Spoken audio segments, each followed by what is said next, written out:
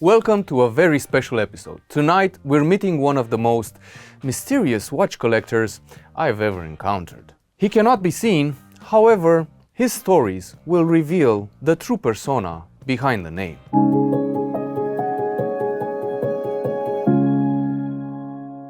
Ladies and gentlemen, Rex Omegola. Am I pronouncing that correctly? Rex Omegola? You nailed it. Thanks for having me. I'm excited to share some stories and dive into the world of watches with you all. First, tell us a bit about yourself and your background. Well, I'm just an everyday guy in my early 40s, living a pretty normal life with my wife, 2 kids, and a handful of pets. I work as an operational risk and compliance analyst, which sounds more exciting than it probably is. How did you start your watch collecting journey, Rex? May I call you Rex? Absolutely, please do. My watch collecting journey really kicked off when I was in the army. I needed a tough, reliable watch that could handle the demands of military life. So, you were in the army for a long time here? Yeah, I spent several years in the army. It was a formative experience that taught me a lot about discipline, resilience, and the importance of reliable gear. Are you allowed to tell us what you did in the army that led you to watch collecting, maybe? Let's just say I was in a role where timing and precision were crucial. While I can't dive into all the details, those experiences definitely made me appreciate the value of a reliable watch. Which watch in your collection does your wife absolutely hate? That would definitely be my Bulliver Lunar Pilot. She thinks it's way too big and calls it my space brick. It's a bit of the running joke in our house, but I love it for its history and unique design, even if it's not her favorite look. Which of your watches screams terrible financial decision? That honor probably goes to my Longines Conquest VHP. It's a fantastic watch with incredible accuracy, but from a resale or investment perspective, it's not the smartest financial move. But hey, not every watch in the collection has to be about the money. Sometimes you just buy a watch because you love it. Tell me a joke about watch collector. All right, here's one for you. Why did the watch collector bring a ladder to the watch store? Because they heard the prices were through the roof and wanted to get a good deal on a high-end model. That's a bad joke, Rex. Maybe tell me another one. How about this one? Why did the watch collector become a comedian? Because they had great timing but terrible delivery. Did these watch jokes work in the army? Not really. In the army, the jokes were a bit more, let's say, rugged. Okay. I'll give you a pass. Which is the most important watch for you? I'd say the most important watch in my collection is the Seiko SNK 809 that my brother gave me. It was a gift during a tough time and really kick-started my passion for collecting. Beyond its sentimental value, it's a constant reminder of where I started and the journey I've been on. Why do you think your brother gave you that watch? I think he noticed I was going through a rough patch and wanted to give me something meaningful yet simple, something to ground me.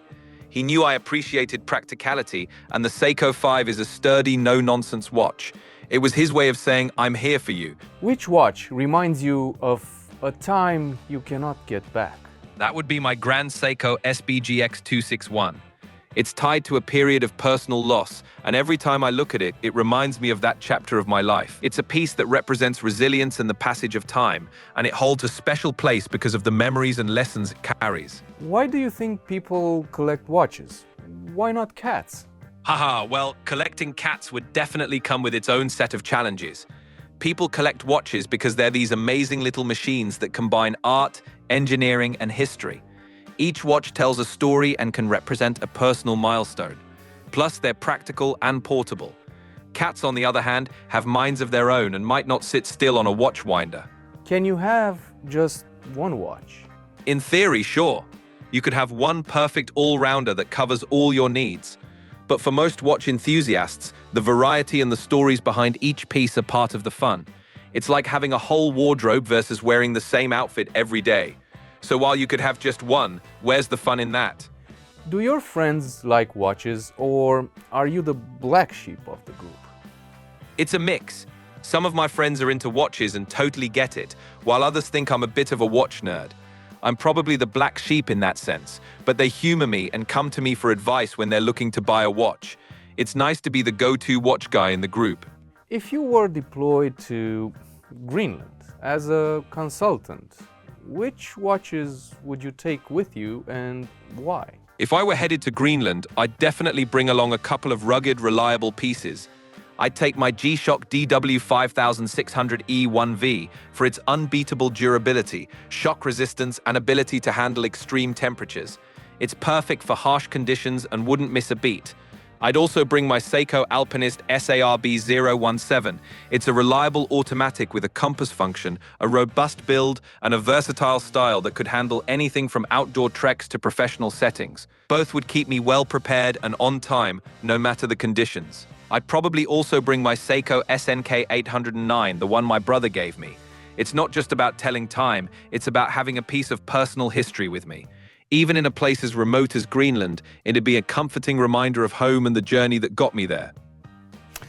So, what do you think watches should mean to people? I think watches should be more than just tools to tell time. They can represent personal milestones, memories, and connections to important moments in our lives. What do they mean to you? To me, watches are a blend of personal history and craftsmanship. Each one in my collection is a reminder of a specific chapter in my life, a milestone, or a lesson learned. They're a way to carry memories and values on my wrist.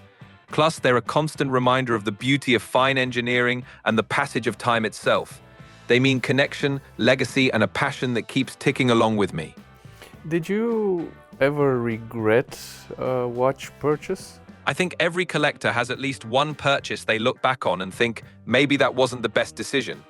For me, it was an impulse buy of a trendy watch that didn't really fit my style or stand the test of time. It taught me to be more thoughtful and patient with my choices, so even that regret ended up being a valuable lesson. Do you regret selling a watch?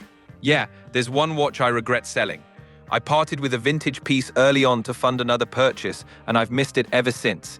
It had a unique character and sentimental value that I didn't fully appreciate at the time. It taught me to think twice before letting go of a piece that holds personal meaning. What was the watch? It was a vintage Omega Seamaster from the 1960s. It had this beautiful patina and a lot of character. Letting it go felt like losing a piece of history and a connection to the past. It's one of those lessons you learn the hard way. What do you think will happen to your watches when you're gone? I'd like to think they'd be passed down to my kids or someone close who'd appreciate them. Each watch carries a piece of personal history and artistry that's been built up over the years.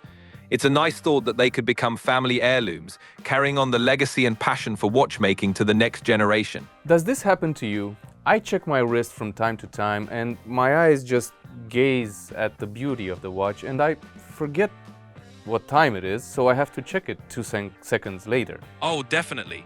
It happens all the time.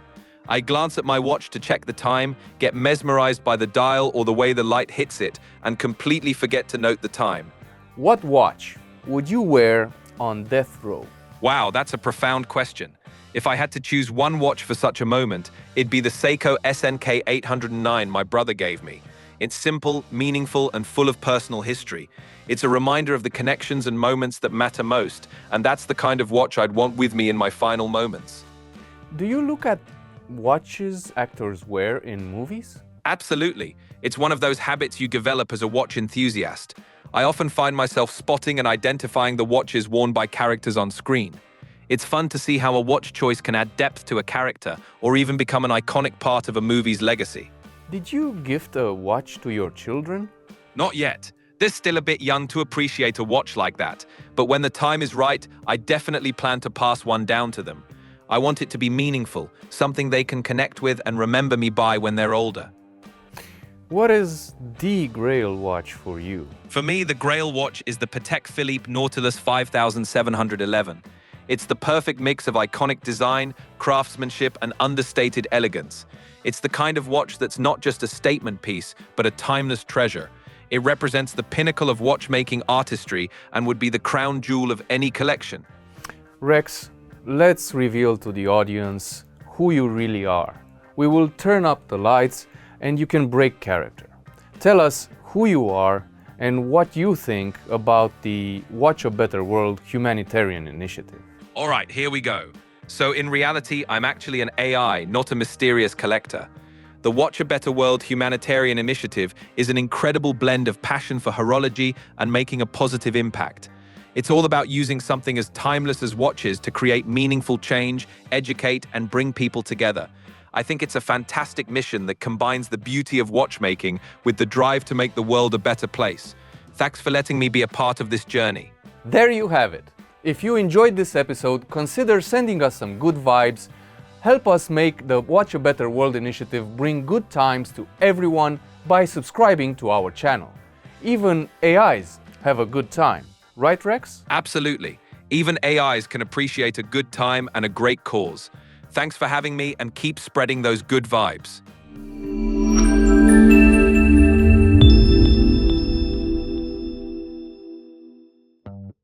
One, two. 1, 2. Why do you think... No. If someone found your watch box in a...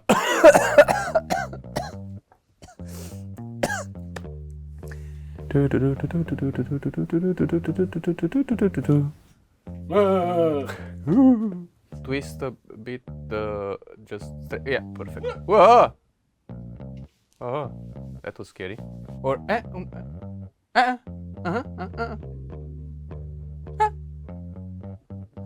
Unplugged me, Rex. You didn't iron your shirt, Rex. Yeah. Again.